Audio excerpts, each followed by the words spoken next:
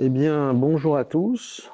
Bienvenue à ce deuxième webinaire sur l'inflation qui sera consacré aux causes que nous allons passer en revue.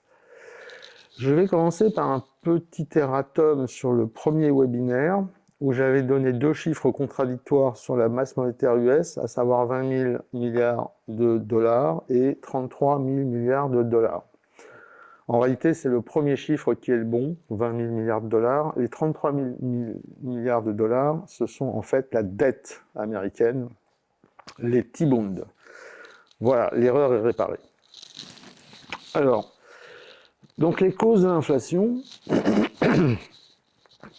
ça c'est la deuxième partie. La troisième partie, nous la verrons prochainement, sera consacrée à l'impact sur les revenus, le niveau de vie et l'épargne.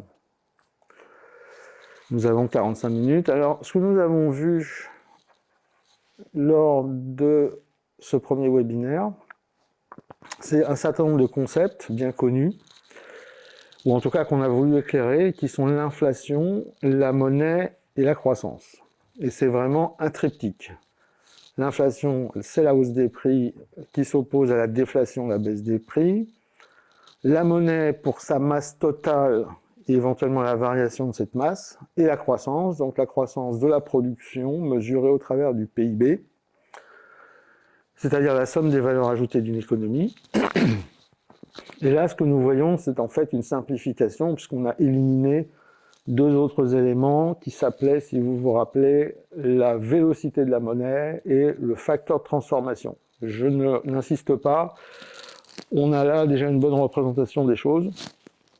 Viennent jouer aussi l'innovation et la productivité. L'innovation parce que ça s'appelle aussi la croissance schumpeterienne, ça déforme l'assiette des prix.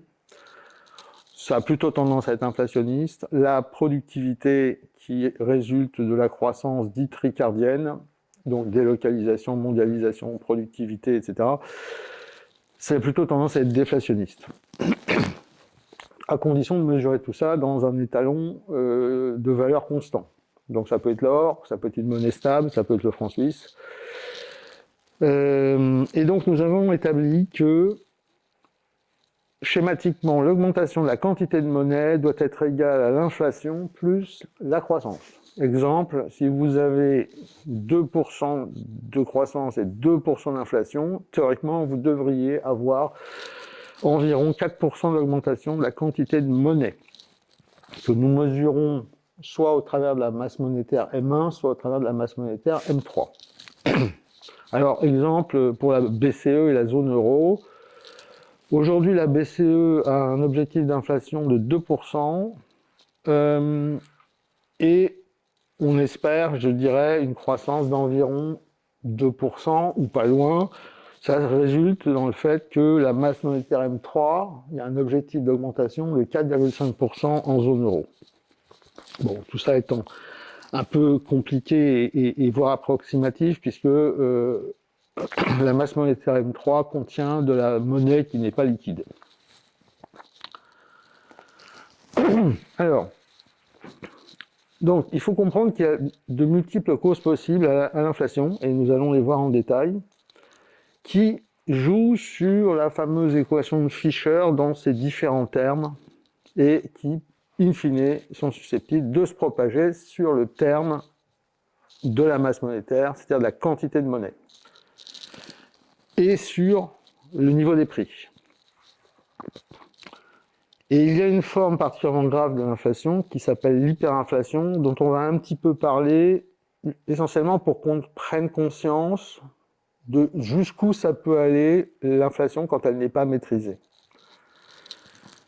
Alors les leviers pour contrer l'inflation, assez naturellement, ils se déduisent des causes.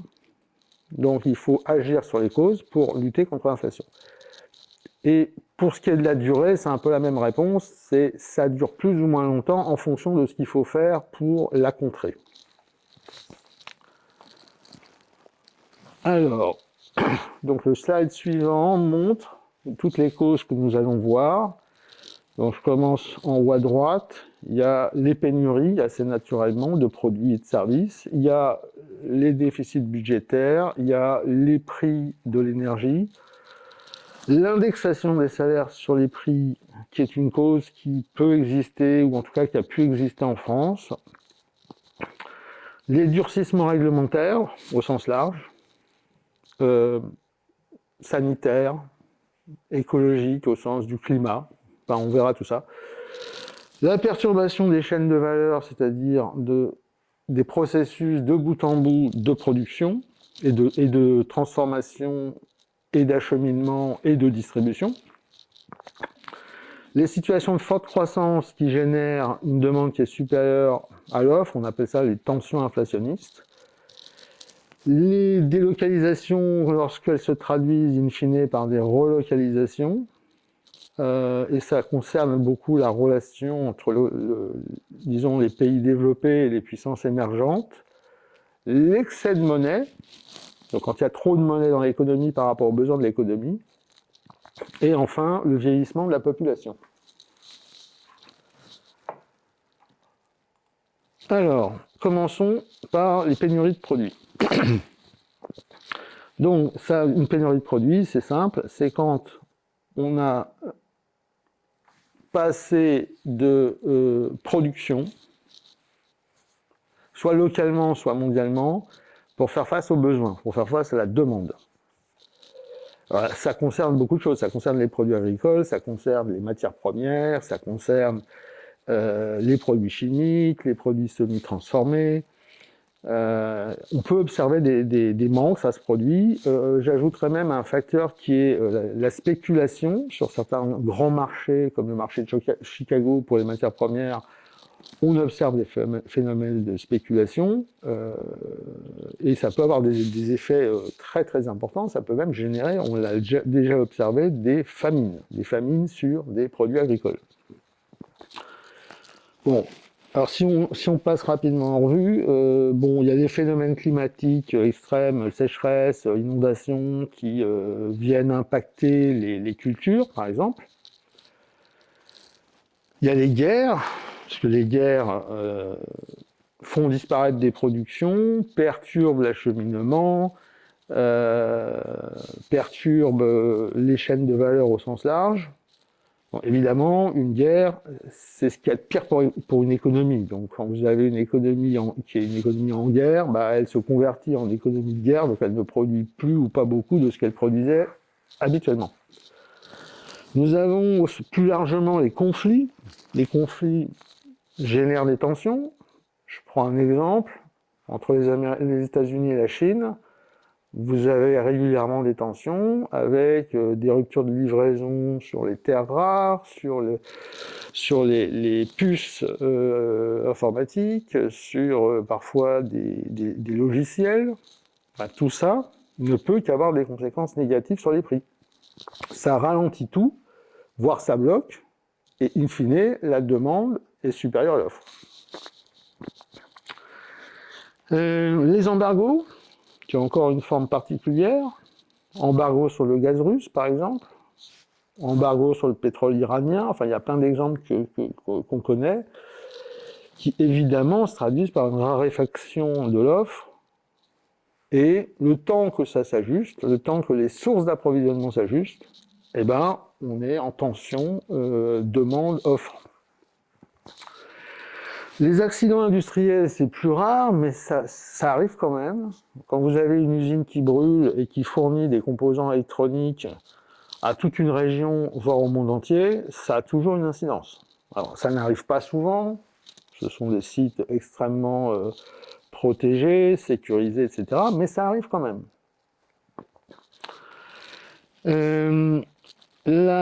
Alors, ça se propage donc par les chaînes de valeur, c'est-à-dire que si vous avez une pénurie sur des minerais par exemple, ça va affecter la consommation primaire de ces minerais, donc par exemple les fabricants d'acier, qui eux-mêmes vont impacter les industries qui consomment de l'acier, sous toutes ses formes, etc., etc. Et puis à la fin, vous avez des voitures qui sont livrées avec 6 mois de retard, avec des prix en augmentation. Puisque, encore une fois, il suffit de toucher à un prix dans une chaîne de valeur, il suffit d'augmenter la valeur ajoutée dans une chaîne de valeur pour que ça se répercute sur le prix final. La spéculation Donc ça, malheureusement, nos amis banquiers ont besoin de faire de l'argent, et une des façons classiques de faire de l'argent, c'est de jouer sur les marchés. Et quand est-ce qu'ils font de l'argent? C'est très simple, c'est quand ils arrivent à déséquilibrer le marché. Et un marché déséquilibré, c'est un marché où soit il y a trop d'offres, soit il y a trop de demandes. Alors ils savent jouer aussi bien à la hausse qu'à la baisse, donc ça peut être dans un sens ou dans l'autre. Voilà, et donc ça explique que toutes les industries mondialisées, donc l'automobile, avec les batteries, les constructeurs informatiques, avec les processeurs, les mémoires, ou les constructeurs telco, télécom, bah, toutes ces industries sont mondialisées et elles sont toutes susceptibles d'être perturbées par ce genre de phénomène, d'autant plus que généralement elles fonctionnent sans stock. Parce que dans le monde moderne, du stock, c'est du cash immobilisé. Et les directeurs financiers n'aiment pas le cash immobilisé. Donc on réduit les stocks au maximum, on travaille à flux tendu. Voilà pour les pénuries. Alors, ensuite, on a un cas qui est plus spécifique, je dirais, c'est la perturbation des circuits maritimes. Ce commerce mondialisé, il est hyper dépendant. Il est hyper dépendant du transport maritime, puisque ce qui se produit en Chine et ce qui se produit en Inde ou en Afrique ou en Ukraine ou partout, et qui va aux États-Unis ou en zone d'Asie du Sud-Est ou en Europe, tout ça c'est des routes maritimes. D'où d'ailleurs le fait qu'au XIXe siècle, on a percé des canaux très connus, comme le canal de Suez, qui est donc entre la mer Rouge et la Méditerranée, ou le canal de Panama, qui n'apparaît pas, mais qui relie le Pacifique à l'Atlantique. Et puis vous avez des détroits, comme le détroit tout en haut, la Croix-Rouge, qui relie la mer d'Azov et la mer Noire, ou le détroit d'Ormuz, à droite, qui est au bout de la péninsule arabique, et qui est très étroit et par lequel transite une bonne partie du pétrole du Moyen-Orient, d'Iran, d'Irak, du Koweït, des Émirats, etc. Donc, ce qu'il faut voir, c'est que les tensions géopolitiques ont tendance à former des points de contention sur ces routes maritimes. Exemple, vous avez la guerre au Yémen. Donc vous avez les pirates houthis qui attaquent les bateaux qui passent dans le golfe d'Aden pour remonter vers le canal de Suez. Résultat, vous avez des bateaux qui reçoivent des missiles. Résultat, les prix du fret maritime augmentent, les assurances augmentent, et puis dans le pire des cas, les bateaux, ils font le tour de l'Afrique. Quand ils font le tour de l'Afrique, ça veut dire 2 semaines de délai supplémentaire. Avec l'Ukraine, vous avez donc la guerre d'Ukraine, vous avez la perturbation du trafic en mer Noire. Il y a des bateaux qui sont attaqués, même chose. Et puis il suffirait que l'Iran commence à s'agiter face à l'Arabie Saoudite ou à Israël pour que le détroit d'Ormuz commence à chauffer. Voilà, je ne vais pas en faire plus. Je crois que sur le canal de Panama, c'est plutôt des affaires de manque d'eau. Le niveau d'eau dans le canal n'est pas suffisant en ce moment, donc il y a des bateaux qui peuvent plus passer. Les plus gros gabarits ne peuvent plus passer. Vous avez compris l'idée. Ensuite, alors l'excès de monnaie. Donc ça, c'est bien connu, ça s'appelle la planche à billets. Et tout part de la fameuse équation de Fisher, masse monétaire multipliée par vélocité égale prix multiplié par volume des transactions.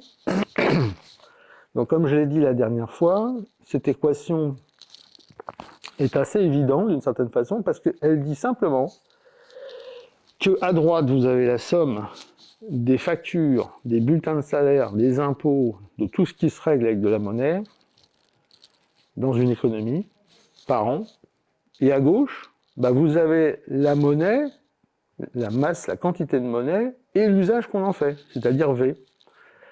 Donc ça dit simplement que tout ce qui est facture, impôts, dépenses de toutes sortes, salaires, etc., ça se paye avec de la monnaie, ce qui est évident.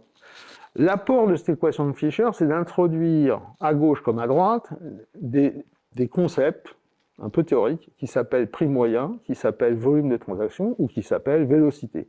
C'est ça l'apport de cette équation. Mais quand on y réfléchit bien, cette équation est un peu une évidence. Alors donc, excès de monnaie, qu'est-ce qui se passe? Imaginons que vous avez une économie qui est stable, qui n'a pas besoin particulièrement de plus de monnaie. Donc la vélocité, supposons qu'elle est stable, constante, et supposons que le volume de transaction qui est relié à la production soit également stable. V et T sont supposés stables. Donc vous voyez tout de suite que M et P sont proportionnels. Si vous augmentez M de 5%, bah P ne peut qu'augmenter que de 5%. Alors bien sûr, c'est une moyenne, donc ça veut dire que ça peut être très divers entre la nature des produits. Mais comme on mesure l'inflation comme une moyenne, eh ben, le résultat, c'est que si vous mettez trop de monnaie dans l'économie quand on n'en a pas besoin, eh ben, c'est les prix qui montent. Et ça, on l'a observé en de multiples endroits, multiples lieux, de tout temps. Il y a de nombreuses études sur le sujet. C'est une certitude. Voilà. Et alors, je dis ça parce qu'il y a une illusion, quelque part, qui est que quand on injecte de la monnaie dans une économie, on peut faire de la croissance. Et faire de la croissance, ça veut dire quoi? Ça veut dire faire monter T, tout simplement. Et bien, il s'avère que dans les économies matures, les économies qui ont une longue histoire, ça ne marche pas. Ça ne marche pas. Et ça marche d'autant moins si toutes ces économies sont un petit peu dans la même situation. Parce qu'évidemment, il y a des effets d'interaction entre les différentes économies, des effets de spécialisation, il y a plein de choses comme ça. Il y a plein d'interdépendances. Mais quand vous êtes au top de l'interdépendance et que vous êtes aussi au top de la maturité, bah, injecter de la monnaie, c'est pas une bonne idée. Et quand on le fait, bah, on fait monter l'inflation. Et faire monter l'inflation, ça veut dire faire baisser la valeur de la monnaie, c'est-à-dire qu'on appauvrit tout le monde. Et c'est pour ça qu'il faut comprendre que l'inflation est souvent une forme d'impôt caché. C'est parce qu'on n'a pas voulu faire de l'impôt, on se retrouve à la fin à le payer quand même sous la forme d'une perte de valeur de la monnaie. Une précision importante aussi, c'est que comme P, c'est les prix moyens, il faut comprendre que c'est les prix moyens de tout. Donc c'est aussi bien des tomates que des locomotives, que un McDo, qu'une maison, qu'une voiture, tout est dans P, ou une action, tout est dans P. Or, le problème, c'est quand on parle d'inflation, en fait, on ne parle pas de la totalité des prix. L'indice de l'INSEE, c'est un indice qui ne contient pas les achats immobiliers, qui ne contient pas les achats d'actions, qui ne contient pas tout ce qui est considéré comme de l'investissement. Ça ne sont que des prix à la consommation. Et en plus, je pense que on est conscient d'un autre point, c'est que la consommation des ménages, c'est pas quelque chose d'absolu. Il y a des gens qui sont beaucoup plus impactés par l'inflation que d'autres. Donc le ressenti de l'inflation, en plus du fait qu'il n'y a pas l'immobilier, il n'y a pas les actions, il n'y a pas tout ça, en plus le ressenti de l'inflation, il est subjectif, il est propre à chaque situation. Alors, le déficit budgétaire. Alors ça, c'est en lien avec le point précédent. Pourquoi? Parce que l'excès de monnaie a souvent une cause structurelle, originelle, qui est le déficit budgétaire. Alors c'est quoi le déficit budgétaire? C'est quand vous avez des dépenses que vous n'arrivez pas à comprimer, à réduire, par rapport à des recettes que vous n'arrivez pas à augmenter. Donc, la propagation, c'est quoi? C'est premièrement une faible activité qui se traduit par un manque de rentrée fiscale par rapport à ce qu'on escompte ou ce qu'on aimerait. Des dépenses qui sont un peu inévitables, donc les transferts sociaux, les dépenses régaliennes, etc., etc. Limiter les dépenses, baisser les dépenses, c'est se faire mal. C'est se mettre au régime, si on peut dire. Donc, souvent, ce qu'on observe dans certaines économies, pour des raisons politiques, c'est qu'il est difficile de contrôler les dépenses. À l'inverse, vous avez des pays qui adorent la vertu de l'équilibre budgétaire, comme l'Allemagne, qui a même voté dans sa constitution l'introduction d'une clause interdisant les déficits. Donc en plus, les pays n'ont pas tous la même vision des choses et la même politique. Alors, comment ça marche? Donc, la différence entre les recettes et les dépenses, ça donne un déficit. C'est un manque de financement. Il y a un déficit de financement. Et comme vous ne pouvez pas acheter sans dépenser, le résultat, c'est qu'il faut combler ce déficit. Donc, combler ce déficit, il n'y a qu'une seule solution, c'est soit vous demandez à la Banque centrale de vous imprimer de l'argent directement, puis vous ne le remboursez pas.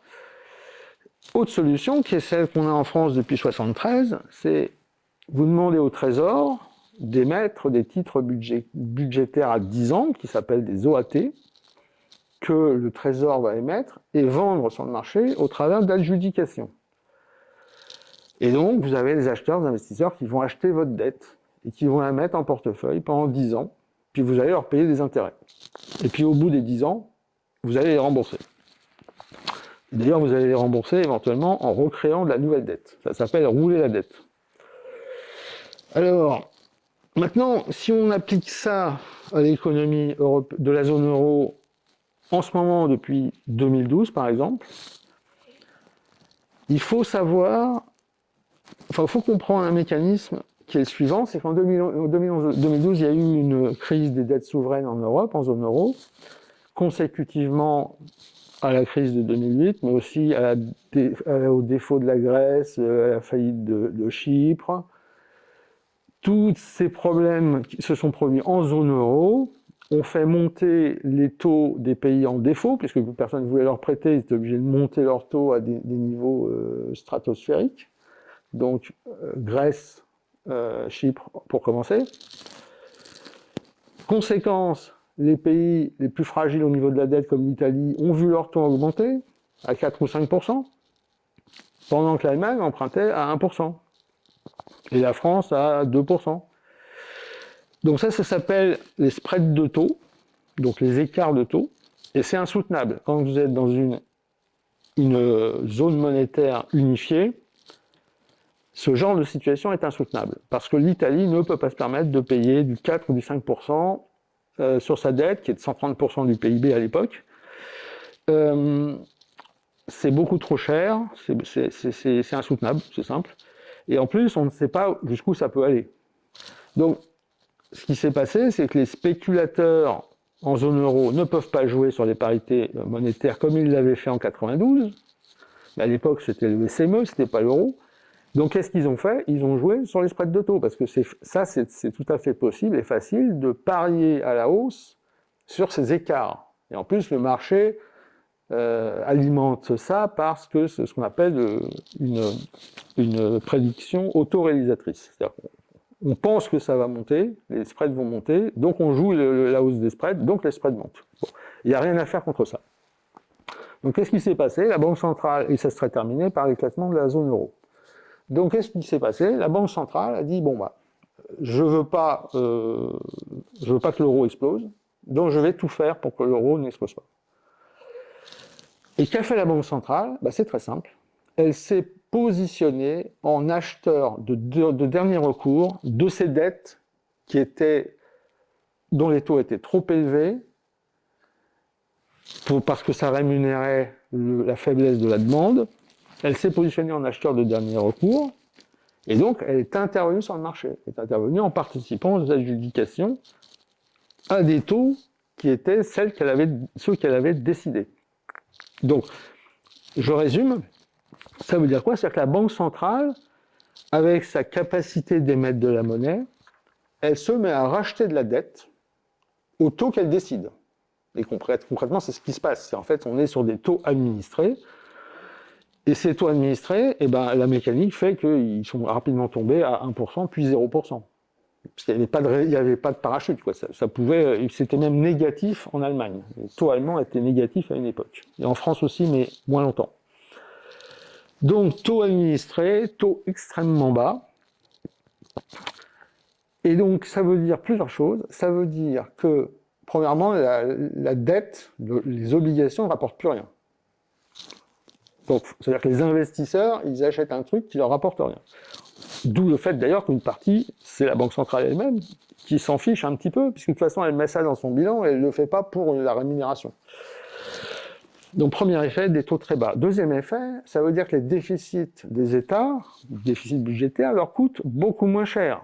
Donc, c'est un petit peu comme une drogue, c'est pas cher, on y va, on augmente les doses, et puis on finit à 45 milliards de déficit budgétaire pour la France, et puis après arrive le Covid, et puis on monte à 150, 160, 170 milliards, il n'y a pas de limite. Bon.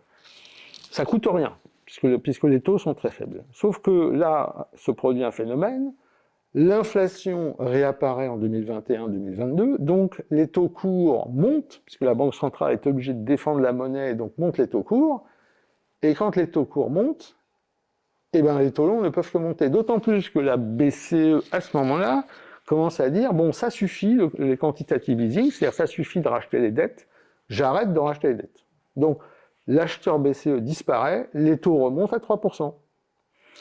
C'est pour ça que vous entendez sans doute dire dans les médias qu'aujourd'hui, le coût de la dette française est repassé à 70 milliards et va atteindre 90 milliards, au lieu de 20-25. Donc ça creuse aussi le déficit. Et dernier point, et on passera au sujet suivant, le dernier point, c'est que quand vous avez les taux à zéro, eh bien les investisseurs, qu'est-ce qu'ils font ? Ils n'investissent pas dans des moyens de production, ils ne créent pas de nouvelles choses, ils achètent les actifs existants, ils achètent des entreprises, ils achètent de l'immobilier, ils achètent des actions, ils achètent des choses qui existent déjà, mais ce n'est pas de l'investissement, c'est juste du transfert de propriété. Donc ça veut dire qu'on ne crée aucun nouveau moyen de production, puisque les investisseurs ils vont emprunter à 0 ou à 1 actif qui va leur apporter du 4-5%. Donc ça s'appelle du levier, ça stoppe les investissements, et comme ça stoppe les investissements, il n'y a pas de croissance. Donc ça veut dire qu'on n'a aucune chance de relancer la production, et on n'a aucune chance d'augmenter les rentrées fiscales.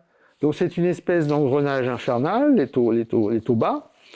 Et vous voyez que par rapport à l'idée de base qui est de dire j'injecte de la monnaie pour faire de la croissance, ben, ça n'a aucune chance de marcher. Et ce que j'ai oublié de dire, c'est que pour acheter la dette, pour que la BCE achète la dette, bah, elle rentre la dette dans son actif, donc elle est obligée d'augmenter son passif, et elle crée de la monnaie.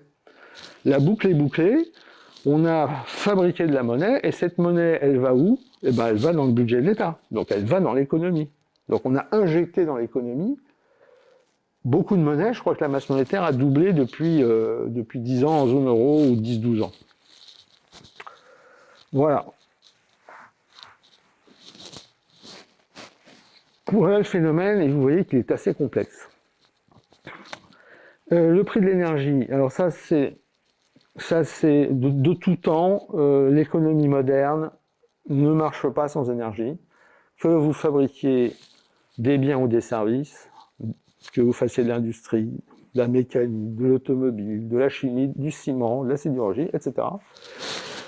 Vous avez besoin d'énergie.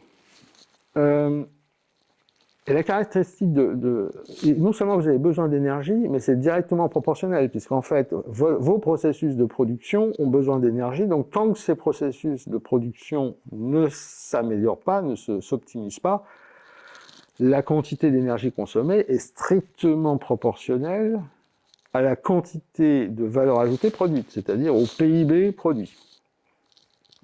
Si je fais 1% de PIB en plus, on peut dire grosso modo qu'il faut 1% d'énergie en plus. Le problème de l'énergie, c'est que le prix de l'énergie, c'est que c'est totalement inélastique. C'est-à-dire que vous avez toujours la demande et l'offre qui essayent de s'ajuster. Alors quand il y a trop d'offres, bah, les prix s'effondrent. Et c'est un peu erratique. Et quand il y a pas assez d'offres, eh ben, il y a ceux qui peuvent payer et il y a ceux qui ne peuvent pas payer. Et donc les prix montent fortement, encore de façon erratique, mais la seule issue possible, c'est que à la fin, la demande va s'ajuster par la disparition des consommateurs, c'est-à-dire par la mort des entreprises. Et ce phénomène-là explique les variations erratiques du prix du pétrole, c'est ça, de l'énergie, mais surtout du pétrole, parce que les approvisionnements de pétrole sont plutôt fixés par des marchés dits spot, c'est-à-dire que c'est pas tellement des contrats de long terme, contrairement au gaz, c'est plutôt du marché spot. Donc, si vous faites la courbe des prix du pétrole sur une certaine durée, vous n'aurez pas une courbe, vous aurez des nuages de points, c'est complètement imprévisible. D'autant plus que quand vous voulez mettre en production un nouveau gisement, un nouveau puits de pétrole, bah vous en avez pour 10 ans, donc vous faites une anticipation, une projection sur ce qui va se passer dans 10 ans. Sauf que dans 10 ans, vous n'avez aucune idée réelle de ce que sera l'offre et la demande. En tout cas, c'est très difficile. Dernier point sur l'énergie qu'il faut savoir, il y a un concept qui s'appelle le peak oil, c'est-à-dire qu'on a prévu de longue date que la production de pétrole plafonnera puis déclinera en raison de la limite des réserves. D'autant plus que plus le temps passe, plus il faut aller chercher le pétrole profondément. Maintenant, on fait beaucoup d'offshore, donc l'extraction pétrolière coûte de plus en plus cher. Alors ce peak oil, pour le pétrole conventionnel, on le situe vers 2007. Donc en fait, depuis 2007, la production de pétrole conventionnel diminue. Et il faut ajouter le gaz, les gaz de schiste, les pétroles de roche-mer pour avoir une courbe totale qui décline plus tard. Et en l'occurrence, on situe le nouveau peak oil vers 2018. C'est-à-dire que théoriquement, les énergies fossiles sont en train de régresser en volume depuis 2018. Alors, c'est compensé par les énergies vertes, le solaire, l'éolien, mais le solaire et l'éolien, c'est quand même compliqué parce que ça ne se stocke pas. L'électricité ne se stocke pas. Et donc forcément, s'il y a un peak oil et que la production de richesse dépend directement de l'énergie disponible, il y a une conséquence inévitable, c'est vous contraignez la production et vous faites monter les prix, puisque la demande ne suit pas l'offre. Et comme je disais, quand vous faites monter les prix du pétrole, vous faites monter tous les prix. Tous les prix. Et la grande inflation en France dans les années 70, qui a commencé en 73-74, la cause, c'est très simple, c'est la guerre du Kippour en 73, c'est la multiplication par 4 des prix du pétrole par l'OPEP. Alors ensuite, vous avez les durcissements réglementaires. Donc j'ai pris quelques exemples, je pense que vous voyez ce que c'est. En gros, c'est vous mettez plus de contraintes sur tout un tas de choses qui sont dans les processus de production ou qui conditionnent les processus de production. Vous mettez des contraintes réglementaires, vous provoquez des transformations ou des raréfactions, ou vous précipitez la mise au rebut d'un certain nombre de choses, par exemple des voitures. Et j'ai pris quelques exemples que vous connaissez, la vignette critère qui va impacter, qui impacte déjà lourdement les flottes d'automobiles, donc ça se répercute sur tous les gens qui ont besoin de mobilité. Le diagnostic de performance énergétique qui va sortir progressivement du marché locatif un certain nombre de biens qui ne sont pas conformes et dont les propriétaires ne feront pas les travaux. Raréfaction de l'offre locative, montée des prix des loyers. Les normes sanitaires, alors j'ai en tête l'amiante. L'amiante, c'était un coupe-feu très très efficace qui coûtait pas cher. Il a été interdit, donc il a fallu trouver des solutions plus chères. Et puis en agriculture bio, on sait que si on veut respecter certains labels, certaines normes, donc aller vers plus de bio, fatalement le prix des produits va augmenter. Je pense qu'on le constate tous, c'est inévitable. Les relocalisations, donc ça c'est un phénomène très intéressant. C'est en fait l'inflation a disparu dans l'OCDE il y a à peu près 40 ans environ, dans les années 80. Et ça s'explique en partie par le fait qu'on a délocalisé un certain nombre de productions vers des pays à bas coût. La Chine, l'Inde, les pays du sud-est asiatique autour de la Chine, etc. Donc, fatalement, on a eu des processus de production beaucoup plus économiques, beaucoup moins chers. Pays à bas coût. Donc nous, on a perdu notre industrie, mais au passage, l'autre phénomène, c'est que on a importé de la déflation. C'est-à-dire qu'en fait, on a importé des baisses de prix. Donc ça explique en grande partie le fait que l'inflation était très modérée pendant, disons, le 90 à 2020, grosso modo. Et puis, il y a eu des phénomènes comme les tensions avec la Chine ou avec la Russie, qui font qu'on commence de plus en plus à parler de relocalisation. Puis il y a eu des pénuries pendant le Covid, pénuries de médicaments, pénuries de masques, etc. Donc tout le monde tout à coup s'est réveillé en disant « Ah oui, mais ça va pas du tout, il faut produire chez nous, parce que sinon on est dépendant, etc. etc. » Donc pénurie de produits, mouvement de relocalisation, alors encore très très timide, hein, je pense, ça va pas très très vite, ça ne peut pas aller très vite, mais la conséquence, c'est qu'on va passer de la déflation importée à la reflation, c'est-à-dire qu'on va se mettre à voir baisser la déflation importée pour revenir sur une production locale qui fatalement est plus chère, puisque nos coûts de production et nos salaires restent plus chers que ces pays-là. Encore. Et donc forcément, augmentation des prix, inflation. Donc voilà une cause. Alors, il n'y a pas eu que des effets il n'y a pas eu que des questions de salaire. Il y a eu aussi un moment dans certains pays, dont la France, un discours faiblesse, c'est-à-dire un discours qui disait, en fait, l'industrie, c'est pas bien, c'est sale, on n'en a pas besoin, on n'a qu'à produire ailleurs. Bon, le résultat, c'est qu'effectivement, il y a tout un tas d'industries qui étaient très compétitives, qui se devaient d'être très compétitives et qui étaient très consommatrices de capital, qui sont allés se mettre naturellement dans des économies qui n'attendaient que ça, à commencer par la Chine. Et au passage, la Chine a pu capter tout un savoir-faire qui fait qu'aujourd'hui, elle a la capacité à concevoir et pas seulement à produire. Parce que quand vous produisez des produits avancés, il y a un moment où vous commencez à être maîtrisant sur la conception et vous êtes capable d'innover. D'autant plus qu'ils sont aussi capables de produire des millions d'ingénieurs par an. Résultat de tout ça, c'est qu'aujourd'hui, si on fait la photo, on a un secteur manufacturier en France qui pèse 9% du PIB. C'est à peu près le niveau de la Grèce. C'est assez incroyable.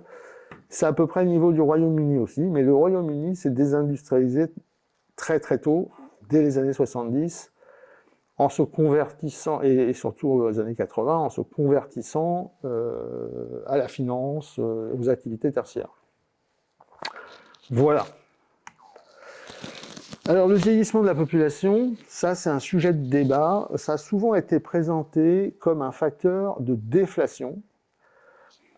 Et pourquoi? Parce que il y a l'exemple du Japon, le précédent exemple du Japon, ou le précédent du Japon, pour nous, qui a commencé il y a 30 ans, c'est-à-dire qu'ils ont commencé à la fois à avoir de la déflation et à avoir une population vieillissante à cause du taux de fécondité des japonaises. Bon, je ne vais pas rentrer dans des considérations culturelles, c'est pas le lieu, mais ces deux phénomènes, déflation et vieillissement de la population active, beaucoup ont cru que c'était lié, c'est-à-dire que le vieillissement causait la déflation. En fait, c'est probablement faux, c'est-à-dire que ce n'est qu'une conjonction. En réalité, la cause de la déflation, elle est ailleurs. Elle est dans le fait qu'il y a eu une énorme bulle immobilière et boursière au Japon dans les années 80, et quand cette bulle a explosé, ça a provoqué un effondrement des prix, de tous les prix. Et d'ailleurs, c'est pour ça qu'il faut considérer que la déflation, c'est au moins aussi dangereux que l'inflation, voire pire. Alors en fait, pourquoi le vieillissement de la population aurait plutôt tendance à créer de l'inflation? Premièrement, parce que réduction de la population active, ça ne veut pas dire réduction de la production, ça veut plutôt dire qu'il y a une pénurie de main-d'œuvre et donc que les salaires montent. Il y a une offre, il y a une demande de travail. Bah, si l'offre de travail est inférieure à la demande de travail, bah, les salaires augmentent. Et donc si les salaires augmentent, les prix augmentent.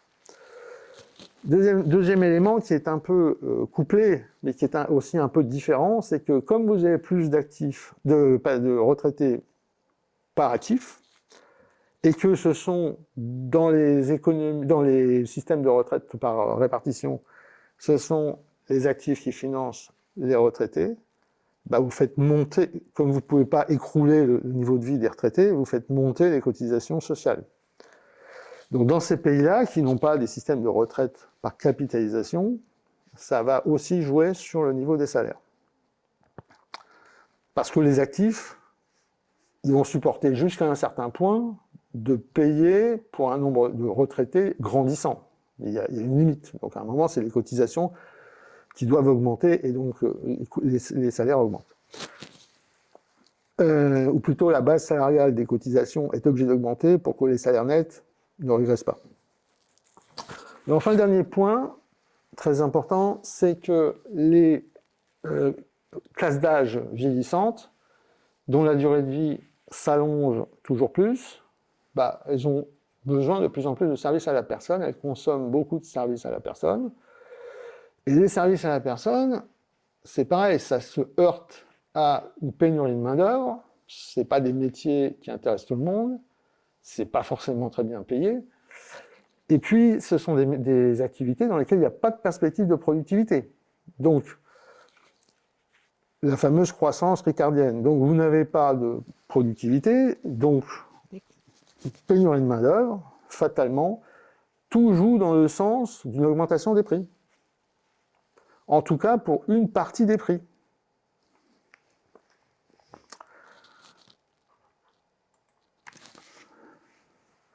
L'indexation des salaires sur les prix. Donc, ça, c'était un grand classique dans les années 70 puis 80, notamment en France. Les syndicats qui, à l'époque, étaient forts, qui étaient puissants, avaient obtenu que le pouvoir d'achat soit maintenu malgré l'inflation grâce à l'indexation des salaires sur l'indice des prix de l'INSEE. Donc là, vous avez une espèce d'effet d'engrenage, c'est-à-dire qu'il n'y a plus aucune élasticité dans les chaînes de valeur. Je m'explique. Les prix dépendent évidemment des salaires, donc les prix montent avec les salaires, et si vous mettez un engrenage qui fait que les salaires vont augmenter avec les prix, c'est sans fin. Donc, inversement, si on supprime l'indexation des salaires sur les prix, c'est un peu le contraire. C'est qu'en fait, on remet de l'élasticité dans le système, mais c'est au prix d'une baisse du pouvoir d'achat ou d'une contrainte sur le pouvoir d'achat. Voilà, donc à partir du moment où on a une indexation salaire-prix, et comme on a une dépendance prix-salaire, en fait, on propage l'inflation dans les chaînes de valeur, et puis c'est une spirale qui s'auto-alimente, puisqu'il y a un effet de cliquet. Voilà, c'est ce qu'on appelle l'inflation sous-jacente, parce qu'en fait, c'est une inflation qui est ancrée dans l'économie, c'est un mécanisme intrinsèque dans l'économie, par opposition à la monnaie perd sa valeur ou bien l'énergie augmente. Voilà, donc ça, cette inflation-là, c'est la plus difficile à traiter parce qu'elle est complètement ancrée dans l'économie et que pour qu'elle disparaisse, il faut aussi que les chaînes de valeur se réoptimisent et que la concurrence recomprime les prix. Alors, sur le fait de supprimer l'indexation, c'est quelque chose qui est supportable en période de forte croissance, beaucoup moins en période de stagnation. Parce qu'en période de stagnation, si vous n'avez pas d'indexation, il y a plus de chances que les gens perdent du pouvoir d'achat. L'hyperinflation, donc je cite l'exemple du Venezuela. Donc en fait, souvent, alors, ça se définit au départ comme une inflation qui fait plus de 50% par mois, enfin c'est des chiffres énormes. Peu importe, je dirais, en fait, ce qu'il faut comprendre, que c'est une situation où vous avez des prix qui augmentent à une vitesse folle, que ça s'accompagne d'une création monétaire folle, que souvent, les acteurs économiques cherchent une monnaie de substitution. Alors ça peut être le Bitcoin, c'est souvent le dollar. Et puis, en fait, comme la monnaie perd sa valeur à une vitesse grand V et qu'il n'est pas possible de compenser cette perte de valeur par des taux d'intérêt, d'ailleurs, souvent, le gouvernement ne veut surtout pas faire ça, veut au contraire utiliser la baisse de la valeur de la monnaie soit carrément pour spolier les gens, soit pour essayer de relancer l'économie ou de relancer les exportations. Bon. Alors, en général, ça s'accompagne de nombreuses pénuries et de perturbations de l'économie, et souvent même, c'est ça la cause. C'est-à-dire qu'en fait, c'est une économie qui marche plus du tout, entre en hyperinflation, parce que ça produit plus, ou ça produit pas assez, ou les moyens de production sont pas entretenus, la production baisse, enfin bref. C'est l'exemple du Venezuela, c'est tout à fait ça, c'est qu'ils avaient une rente pétrolière considérable, mais ils n'entretenaient pas, ou pas assez, ou ils n'investissaient pas assez dans leurs moyens de production. Et au bout d'un moment, ils étaient plus capables, ils ne vivaient que de ça, ils étaient plus capables de vivre. Donc on ne peut plus compenser la perte de valeur de la monnaie par les taux d'intérêt. La monnaie perd donc tout pouvoir de conservation de la valeur, ce qui, je vous rappelle, était une des fonctions fondamentales de la monnaie, l'épargne donc. Et puis les acheteurs, enfin les acteurs plutôt, cette monnaie leur brûle les doigts. Donc en fait, ils vont acheter tout et n'importe quoi pour s'en débarrasser. Exemple, comme il y a des pénuries, je passe devant une boucherie, je vois qu'il y a de la viande à acheter, je vais en acheter 5 kilos, en me disant, de toute façon, je veux pas de cet argent, donc je vais en acheter 5 kilos, je vais le mettre dans mon congélateur, puis je revendrai 4 kilos à mes voisins qui me fileront du beurre en échange, ou que sais-je. Bon, c'est un peu comme ça que ça se termine à la fin. Donc c'est évidemment des situations dramatiques. Mais d'un autre côté, on connaît au moins un épisode d'hyperinflation qui est l'Allemagne de Weimar en 1923, où quand le banquier central s'est attaqué au sujet, il a réglé le problème en 6 mois.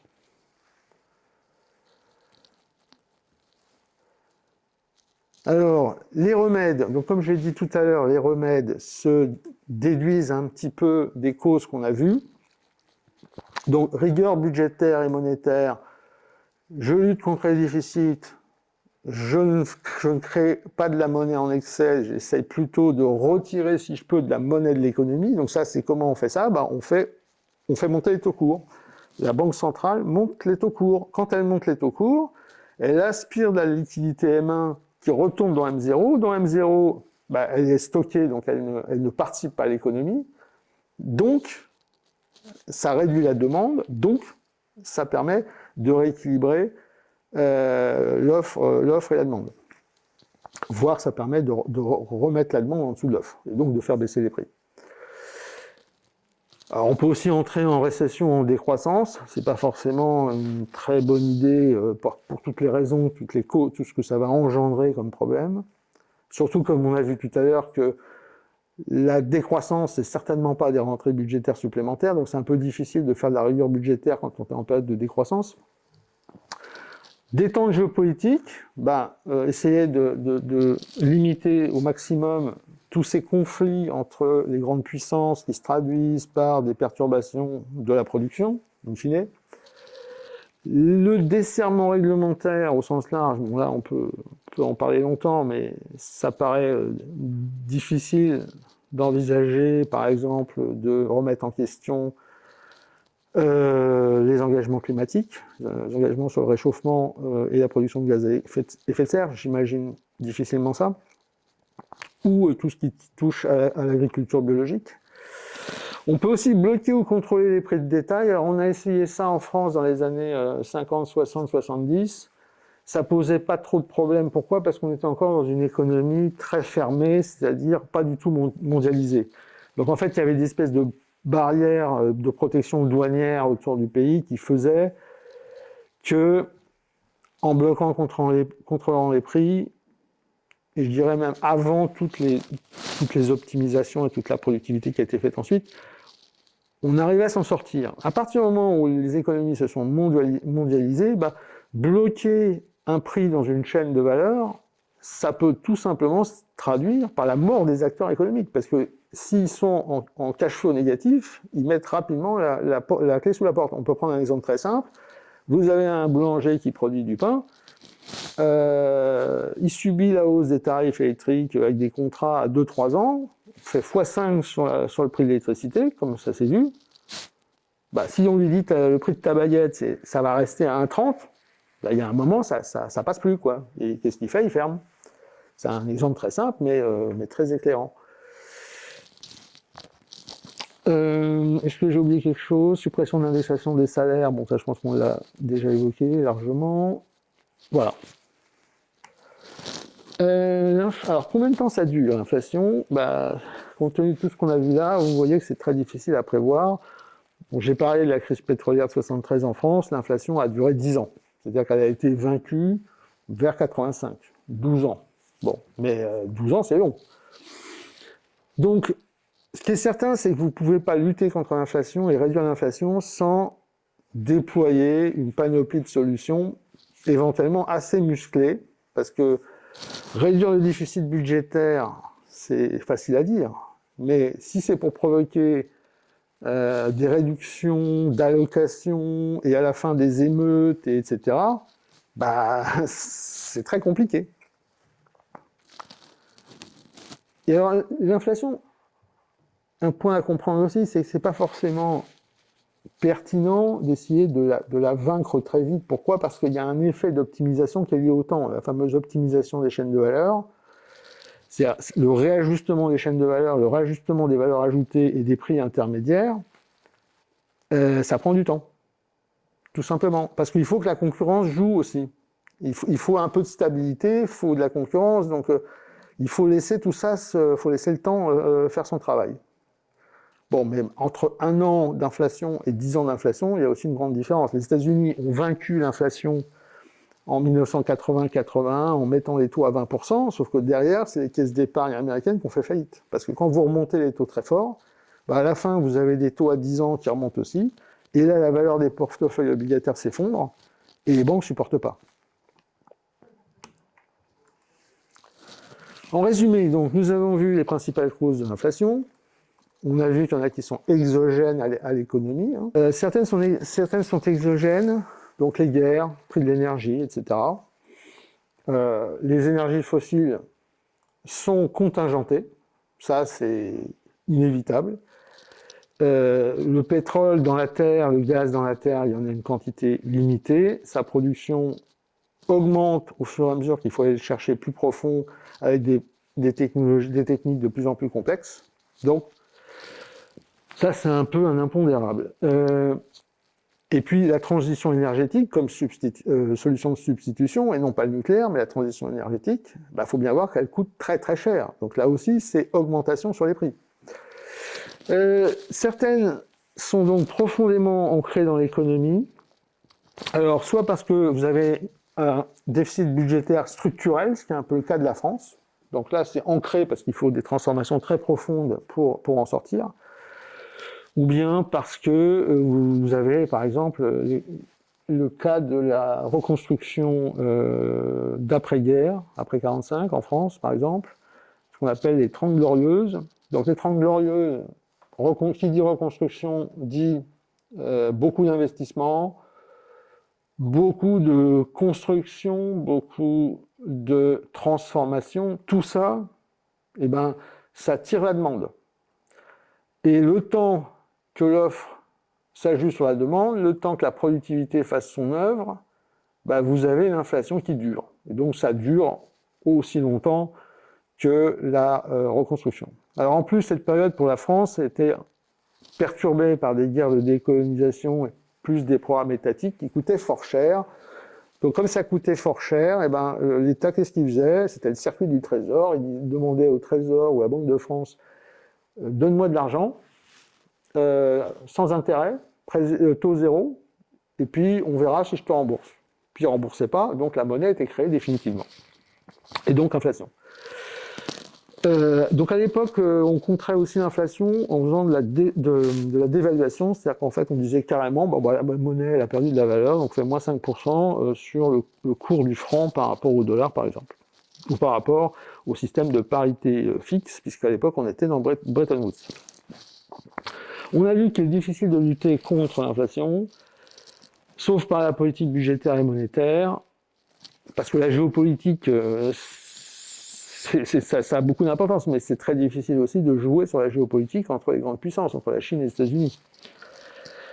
Donc la politique budgétaire et monétaire, mais celle-ci est à manipuler avec précaution, parce qu'en fait, si on y va trop fort, ce qu'on génère, in fine, c'est une récession. Et la récession, ça peut se finir en déflation. Et la déflation, on n'en sort pas facilement, on en sort très difficilement. Exemple, le Japon. La dimension fiscale, on n'en a pas parlé, ou je ne l'ai pas abordé. C'est important. Pourquoi? Parce que notamment, si je prends la TVA, la TVA est une source de revenus très importante pour l'État, mais c'est aussi un impôt sur la consommation, donc sur les prix de détail. Donc, vous voyez que les impôts dans les chaînes de valeur, parce que c'est ce qu'on appelle les impôts de production, c'est une chose, mais il y a aussi un impôt sur la consommation dans à peu près tous les pays, 20% sur certains prix, 5,5% sur d'autres, etc. Voilà, et donc c'est un levier aussi qu'on peut manipuler, mais avec beaucoup de précautions. Prochain webinaire, impact de l'inflation sur le niveau de vie, les revenus et l'épargne. Je vous remercie de votre attention.